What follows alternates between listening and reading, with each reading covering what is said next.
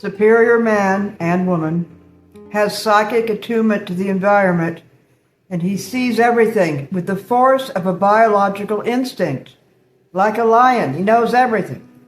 But in a lot of families, they're held together through denial. It's called pseudo-mutuality, a facade of harmony, because they're all in denial about something. But the empath speaks honestly. He sees the truth, and he's punished for seeing the truth. The only way to be amiable is to deny the truth.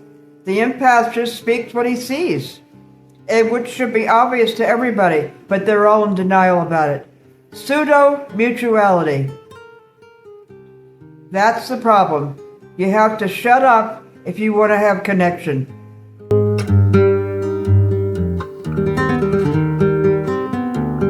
When I did shadow work, one morning I woke up with intense understanding that I was just like my mother. She was a raging alcoholic, wife of an alcoholic. That's what it was.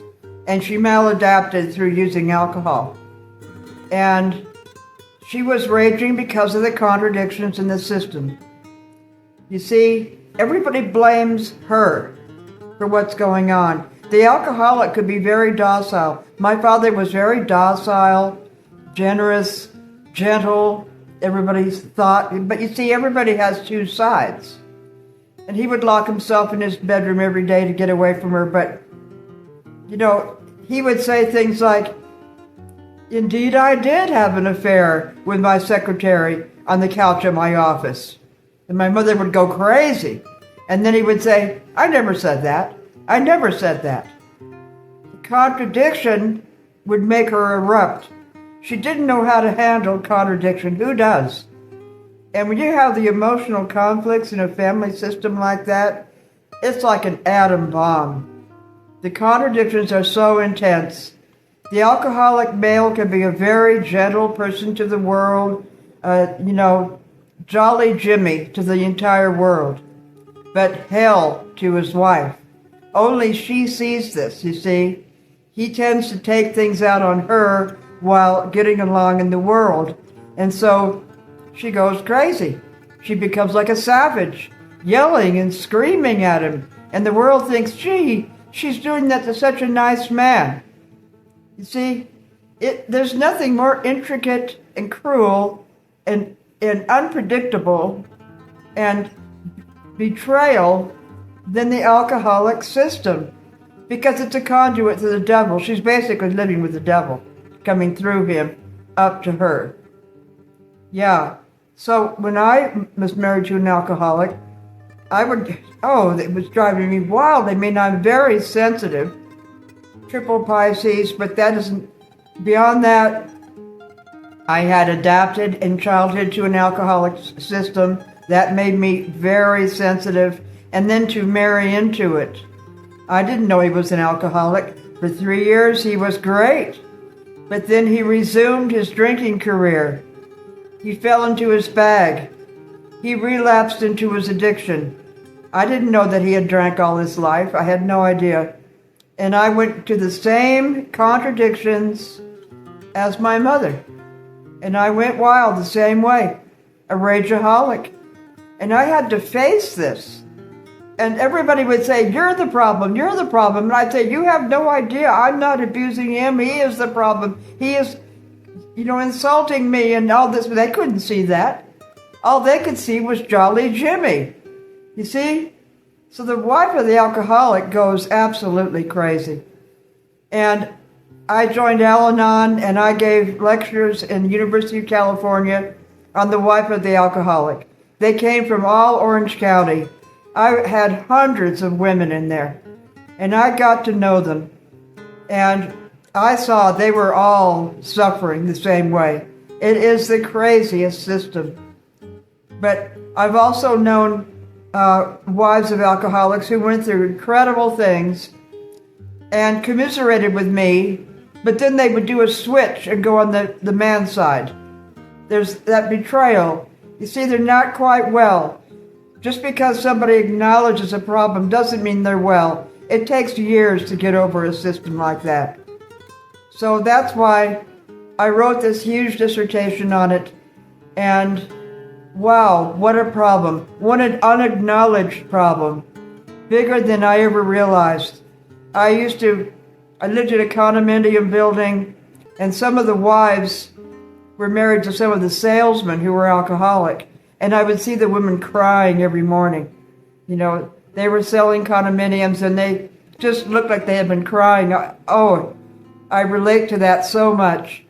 I'll never forget the feeling in my stomach, the solar plexus. The solar plexus can tell that there's instability in the environment. It's an alcoholic system. It's a sick environment. And my stomach were just the pains and the grief and the mourning was just awful. Wife of the alcoholic. If any of you had that problem, I commiserate with you.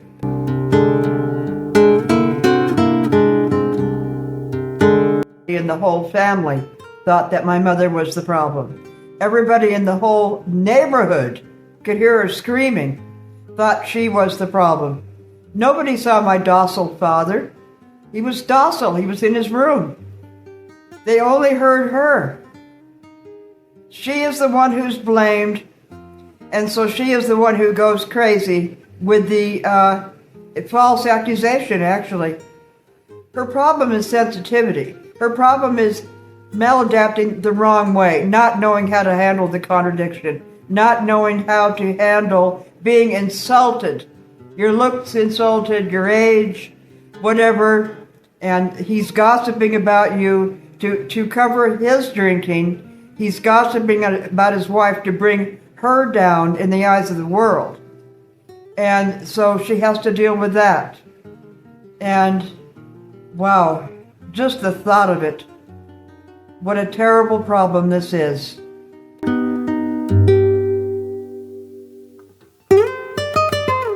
It was a rager. I had to face that. That's shadow work, waking up to how we are the very things we're criticizing. Shattered from our adaptation in childhood, which is recreated in present systems. The daughters of alcoholics usually marry alcoholics or become them themselves. We recreate the same system over and over again until we overcome the obstruction. That's why this theory has one formula. All disease is obstruction. What could it be but the past?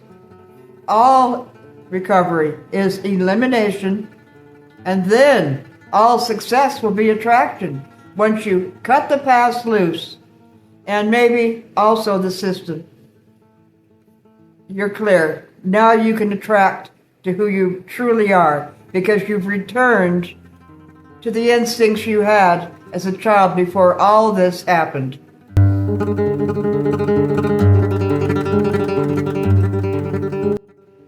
Mistreated by the alcoholic, how does that affect the mother's attitude towards her little girl or her little boy? It's a system. The characteristic of systems is wholeness, non-summativity, meaning the characteristic of the system is larger than the sum of its parts. It's all together. They're all connected. If she's having problems with her alcoholic husband, grieving, angry, raging, how does that affect her relationship to her daughter? All parts are connected in the system. There's nobody who gets off. For me, I realized that at age 15, if I drank with my mother, I could be her drinking buddy and she'd stop abusing me. Then we were friends if I drank with her. So I grew up realizing, boy, alcohol is the answer here. It got me out of the hot plate. If I was drinking, I was okay. You see? That's how problems develop in childhood.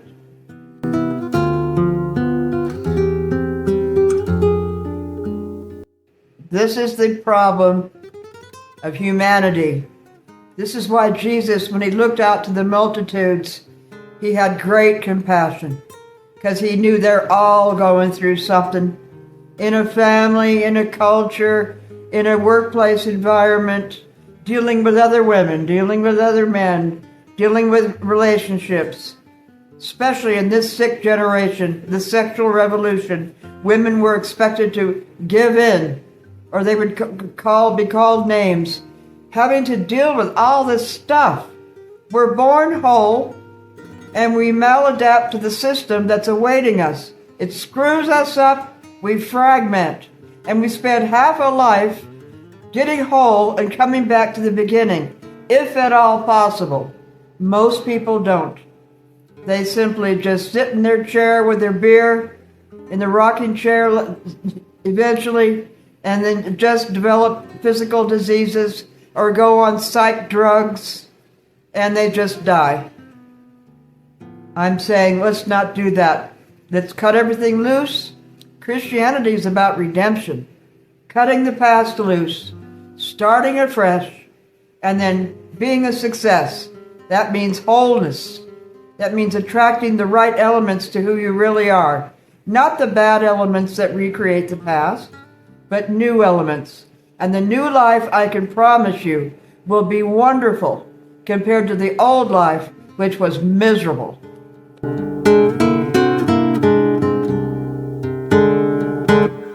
The ways the superior man knows everything. He sees symbols standing for wholes. He sees one little thing, and it stands for a universe of meaning. Most people aren't like that. As Perebrum, a neurophysiologist at Stanford, said, what makes man human, different from other animals? He sees symbols significantly and signs symbolically. Different levels, metacommunication. It's like a 4D chess game. An empath, he knows everything. One little thing that's insignificant to other people is a universe of meaning to him. It causes big problems in families that hold together through denial. You're a problem if you see the truth and speak honestly about something which should be obvious. But because of pseudo-mutuality, they're going to deny it all. You're a big problem if you speak the truth.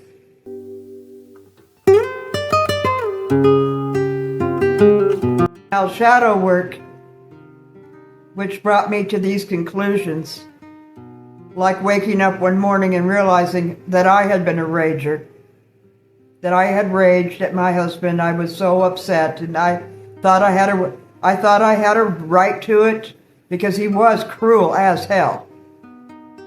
But you see, I had taken on the same reaction. Shadow work isn't easy, but okay. Stop looking at the outside world for likes, comments, messages, somebody to call. That's what we do. We're looking for something on the outside. I'm saying to do shadow work, look only on the inside. Sit in your room and just let the subconscious take off. Things will come up. If you give yourself a chance by cutting out all distraction, all this stuff will come up. You know, people go to small towns and they'll say, oh, nobody's going to want to stay here. There's nothing to do. Well, I say there's plenty to do. Just staying in your own room that looks very boring to other people and just let it all come from the inside. Part of the thing about eldering, when you get older, elder work, is looking back and mining past memories for the gems. Just opening up to different eras in your life, and you'll see the gems, the pearls of wisdom.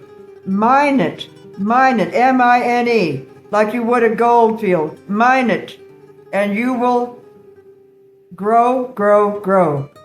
Don't deny the past. Accept the good and the bad. When I started to do this, I realized something interesting. My worst abusers, start learning from them. They had something to teach too. My worst abuser was this old man rancher I lived with for a while. He had Arabian horses, and it was a very bad decision. But anyway, I thought, what can I learn from him? Well, I learned the importance of a locked gate. I learned the importance of solitude. He was totally a recluse. And I was too, inwardly. I didn't realize it at the time. I realized several things that he did, like eating the main meal before dawn and not the rest. Several things he did. I thought, man, all these things are what I do now. I learned a lot from him. Forget the negative and mine what you can from their positive. And you will find gems, very interesting things, and that will relieve the resentment.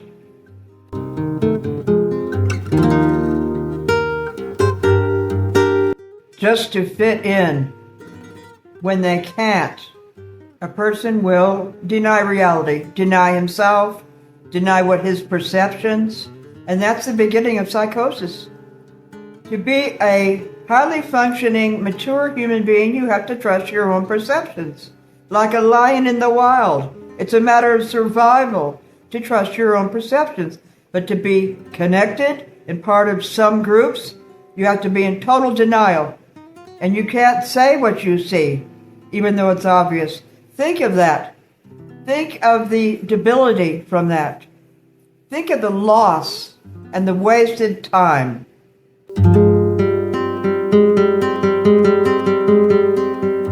I'll read you a few things I wrote during this period.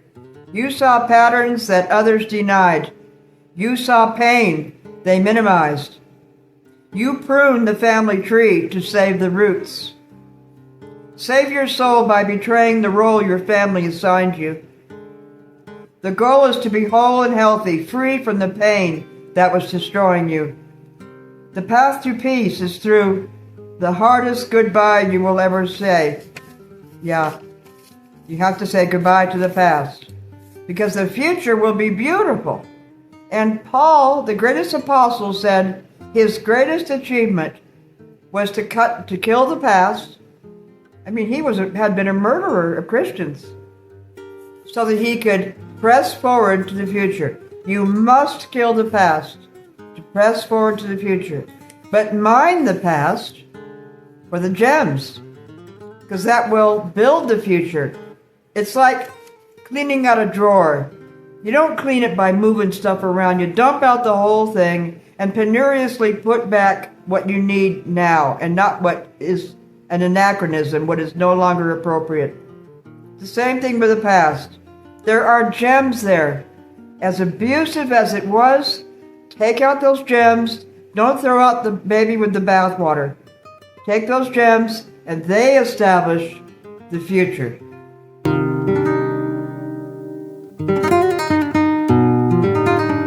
Choosing sanity over family approval. Walking away to save yourself. Oh, it sounds terrible to a lot of people. Oh, family loyalty comes first. Oh, it's so important. Well, if you have a great family, go for it. Wonderful. Lucky. But look at all the people who don't have it. Divorce is more than half, usually initiated by women. Women are far more liberal than men, and that split is getting more. And they will divorce upon the advice of their friends, who also had a divorce. What does that do? The home is broken. It's broken up. Then you have all the neurosis that I am describing. It's bad. Choosing yourself is never selfish. It is survival. You get to a point where you must do this. It's called self-actualization. It's called individuation. You've been fused into a system where you couldn't tell one from the other, like peas in a pod, all in the same denial, all in the same pseudo-mutuality. Now you're coming out, and now you're becoming a whole person. You were born whole. You fragmented after coming into a culture or a family, and now you're putting yourself back together. To do that, you have to choose yourself first. Sad, but true.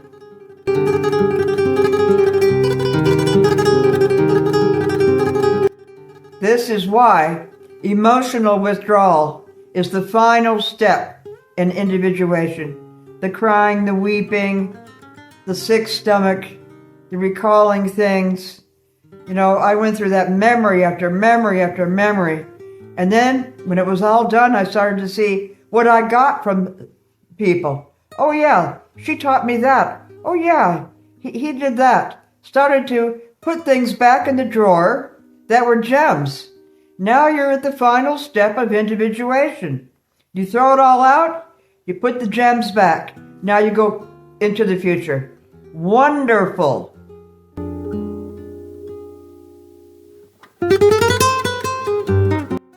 After the final step of individuation, I felt that small talk became physically painful to me. It drained me like water through a sieve.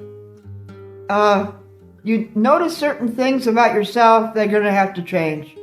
And it has to do with boundaries. You don't have time, especially as you get older. You see, man, I'm a lot more than half closer to the end here. And time is of the essence. And I don't have time for that anymore. I don't have time to go out with my friends and just meaningless chatter and things on the outside. Nothing interests me on the outside as much as my own home. If you make your home reflect your personality will be enhanced. You just want to stay home. That's where all your books are, your pets, and pastimes, and solitude. Nothing on the outside is as interesting as your own home.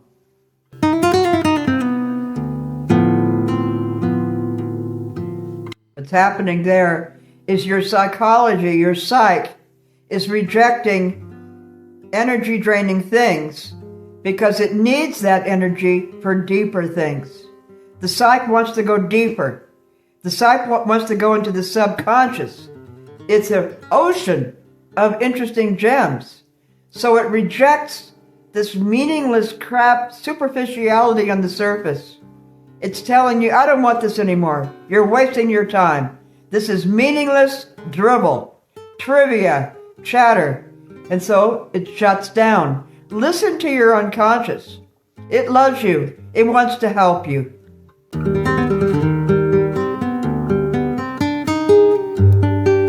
See, your unconscious knows it can't waste energy on trivial things. Jung called this psychic economy. Yeah, listen to yourself. Meaningless interactions. No. And the world will keep calling you and dropping by and want you to be your old self again and good old boy and jolly Jimmy and all that. But the unconscious is going to say, I don't want this. I want you to go deeper. This is meaningless.